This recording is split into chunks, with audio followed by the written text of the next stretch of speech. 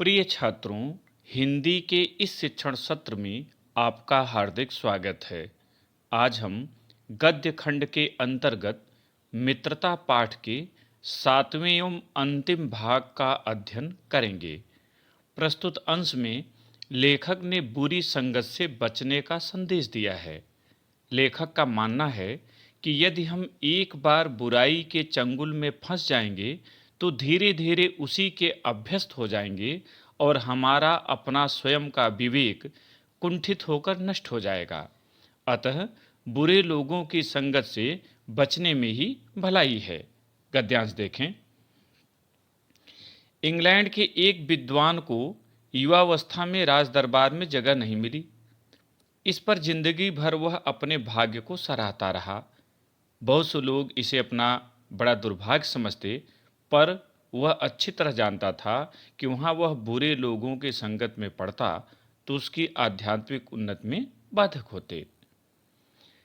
लेखक इंग्लैंड के एक विद्वान का उदाहरण देता है कि इंग्लैंड का एक विद्वान जो अपने समय में बहुत चर्चित हुआ, वहाँ नियम था जो सबसे चर्चित विद्वान होते थे उन्हें राज दरबार में जगह दी जाती थी।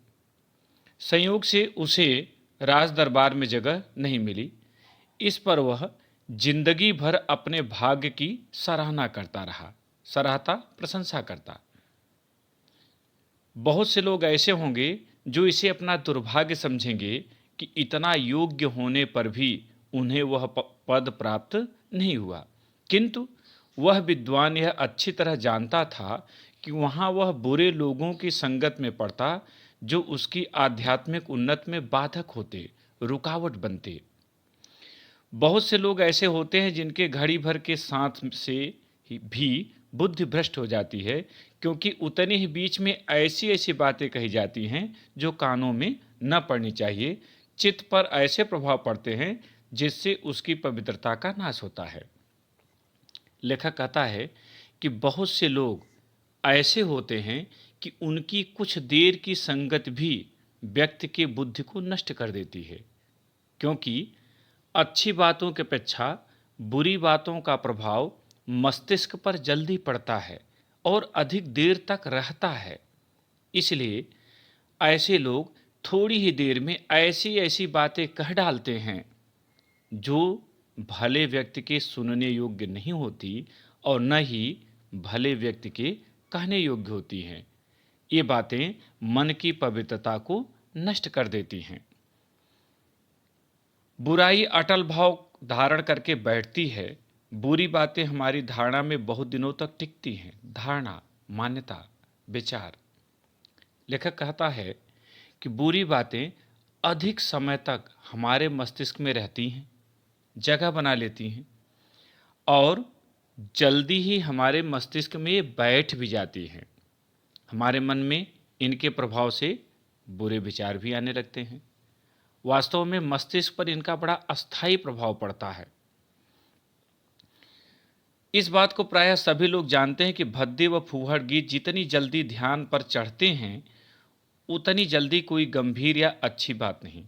लेखक कहता है कि सभी यह जानते हैं और मानते भी हैं कि फूहड़ गीत ऐसे गीत जो उचित नहीं हैं, जो व्यक्ति को कहीं न कहीं गंदे वातावरण की ओर खींचते हैं। तो लेखक का विचार है कि ऐसे गीत जो अच्छे नहीं हैं, जो नैतिकता से भरे नहीं हैं, वे बहुत जल्दी ही हमारे मन में चढ़ जाते हैं और न चाहते हुए भी वो हमें याद हो जाते हैं। जबकि अच्छे गीत या अच्छी चीज़ें, लाभदायक चीज़ें हम जितना भी प्रयास करें जल्दी याद नहीं होती।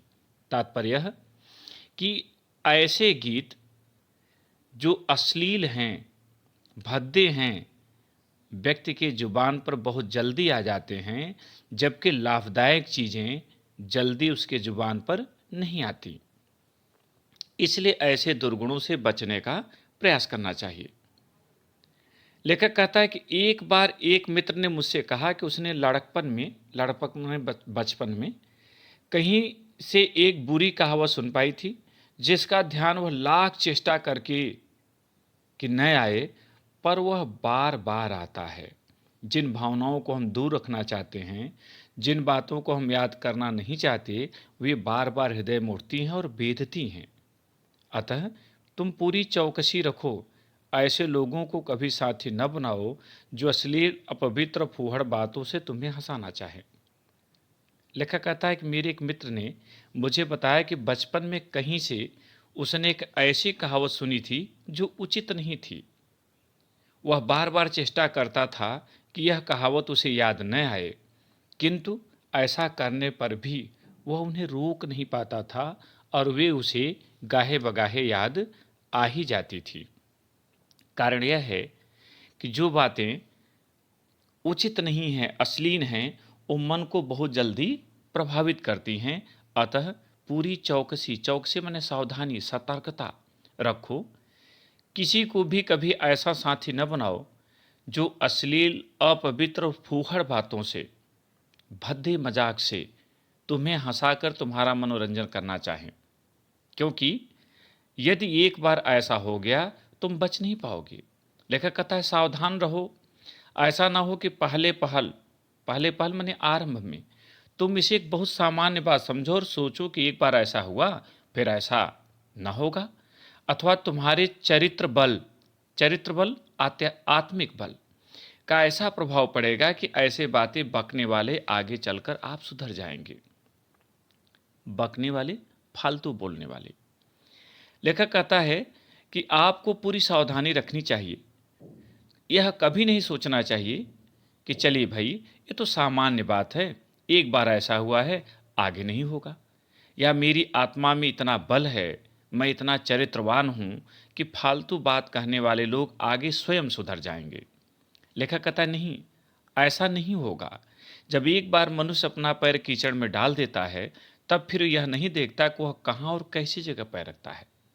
लेखक कहता है कि एक बार आप यदि बुरे मार्ग पर फंस गए, बुरे आचरण से घिर गए, तो धीरे धीरे वही बातें आपको अच्छी लगने लगेंगी, वही मार्ग आपको अच्छा लगने लगेगा और चाह कर भी आप उचित मार्ग पर नहीं चल पाएंगे।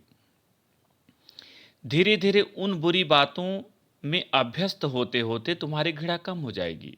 अभ्यस्त आदि पीछे बाद में तुम्हें उनसे चिढ़ न मालूम होगी, क्योंकि तुम यह सोचने लगोगे कि चिढ़ने की बात ही क्या है। तुम्हारा विवेक कुंठित हो जाएगा, नष्ट, और तुम्हें भले बुरे की पहचान न रह जाएगी। अंत में होते होते तुम भी बुराई के भक्त बन जाओगे। भक्त बने दास। अतः हृदय को उज्ज्वल और निष्कलंक रखने का, उज्ज्वल माने स्वच्छ, निष्कलंक, कलंक रहित, सबसे अच्छा उपाय यही है कि बुरी संगत के छूत से बचो।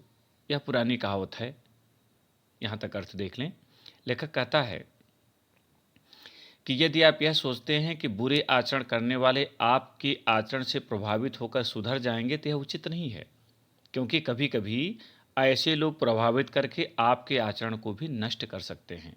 आप धीरे धीरे उनकी बातों के अभ्यस्त होते जाएंगे, आपके मन में उनके प्रति घृणा कम होती जाएगी। बाद में आपको लगेगा कि भाई इससे मेरा नुकसान क्या है, क्यों मैं इससे चिढ़ूं, मैं नाराज हूँ। धीरे धीरे आपका विवेक कुंठित हो जाएगा, नष्ट हो जाएगा। आप में अच्छे और बुरे की पहचान करने की क्षमता नहीं रह जाएगी और अंतिम में आप भी बुराई के दास बन जाएंगे। अतः अपने हृदय को उज्ज्वल और कलंक रहित रखने का सबसे अच्छा उपाय यही है कि बुरे संगत से, छूट से बचो, बुरे लोगों की संगत से बचो। यह पुरानी कहावत है कि काजल की कोठरी में कैसे हूँ सयाने जाओ, एक लेख काजल की लाग है पे लागे।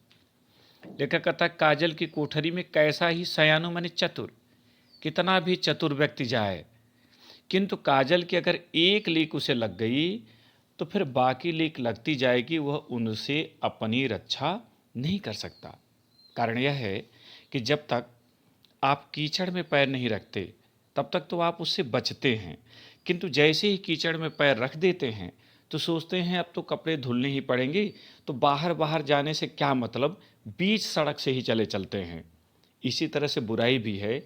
मित्र ने आपसे कहा कि भाई एक फूंक सिगरेट ले लो, आपने कहा नहीं यह उचित नहीं है। उसने कहा चलो कल मत पीना, आपने ऐसा कर लिया, धीरे धीरे आप उसके अभ्यस्त होते जाएंगे, उसका स्वाद आपको अच्छा लगने लगेगा, फिर चाह करके भी आप उस बुराई से दूर नहीं हो पाएंगे। इसलिए जैसी ही बुरी बातें आपके नज़दीक पहुँचें, उस समय आपका विवेक काम करता है, आप उनसे बचें। यही सबसे सुंदर उपाय है अपने चरित्र को सुंदर, उज्जवल और कलंक रहित बनाने का। इस पैराग्राफ में दो ऐसे खंड हैं जिन पर परीक्षाओं में प्रश्न आते हैं, तो दोनों खंड देख लें। पहले, बहुत से लोग से अच्छी बात नहीं संकेत पर। पहला प्रश्न आपका, प्रस्तुत गद्यांश के पाठ और लेखक का नाम लिखिए। पूर्व की तरह लिखना है कि प्रस्तुत गद्यांश के पाठ का नाम मित्रता और लेखक का नाम आचार्य रामचंद्र शुक्ल है। दूसरा प्रश्न, रेखांकित अंश की व्याख्या कीजिए। और यहाँ रेखांकित अंश है, बहुत से लोग ऐसे होते हैं जिनके घड़ी भर के साथ से भी बुद्धि भ्रष्ट हो जाती है, क्योंकि उतने ही बीच में ऐसी ऐसी बातें कही जाती हैं जो कानों में न पड़नी चाहिए। चित्त पर ऐसे प्रभाव पड़ते हैं जिनसे उसकी पवित्रता का नाश होता है। उत्तर, लेखक की धारणा है कि समाज में बहुत से ऐसे लोग होते हैं जिनका कुछ देर का साथ भी व्यक्ति की बुद्धि को नष्ट कर देता है, क्योंकि अच्छी बातों की तुलना में बुरी बातों का प्रभाव बहुत जल्दी पड़ता है और देर तक रहता है। ऐसे लोग थोड़ी ही देर में ऐसी भद्दी और निम्न स्तर की बातें करते हैं जिसे भले व्यक्ति द्वारा न तो सुना जाना चाहिए और न ही कहा जाना चाहिए। ये बातें व्यक्ति के पवित्र मन को दूषित कर देती हैं। तीसरा प्रश्न, लेखक के अनुसार आध्यात्मिक उन्नति के लिए क्या आवश्यक है? उत्तर, लेखक के अनुसार आध्यात्मिक उन्नति के लिए सुसंगति आवश्यक है। चौथा प्रश्न, बुराई की प्रकृति कैसी होती है? उत्तर, बुराई की प्रकृति अटल भाव की होती है। यही कारण है कि बुरी बातें हमारे भीतर बहुत दिनों तक टिकती हैं। पांचवा प्रश्न, व्यक्ति पर किन बातों का प्रभाव जल्दी पड़ता है? उत्तर, व्यक्ति पर बुरी बातों का प्रभाव जल्दी पड़ता है। यही कारण है कि भद्दे और फूहड़ गीत जितनी शीघ्रता से याद हो जाते हैं, उतनी शीघ्रता से प्रायः अन्य बातें याद नहीं होती। छठा और अंतिम प्रश्न, व्यक्ति की बुद्धि को क्षण भर के साथ में कौन भ्रष्ट बना देता है? उत्तर, जो लोग हर समय अश्लील बातें करते हैं, वे व्यक्ति की बुद्धि को क्षण भर के साथ में ही भ्रष्ट बना देते हैं। एक दूसरा जो इसमें उचित पैराग्राफ है, अनुच्छेद है, जो परीक्षा में खूब पूछा जाता है, वो है सावधान रहो से लेकर छूत से बचो। इसका पहला प्रश्न वही रहेगा, इसका उत्तर भी आप लिख लेंगे। दूसरा प्रश्न, रेखांकित अंश की व्याख्या कीजिए। और यहाँ रेखांकित अंश है, जब एक बार मनुष्य अपना पैर कीचड़ में डाल देता है, तब फिर यह नहीं देखता कि वह कहाँ और कैसी जगह पैर रखता है।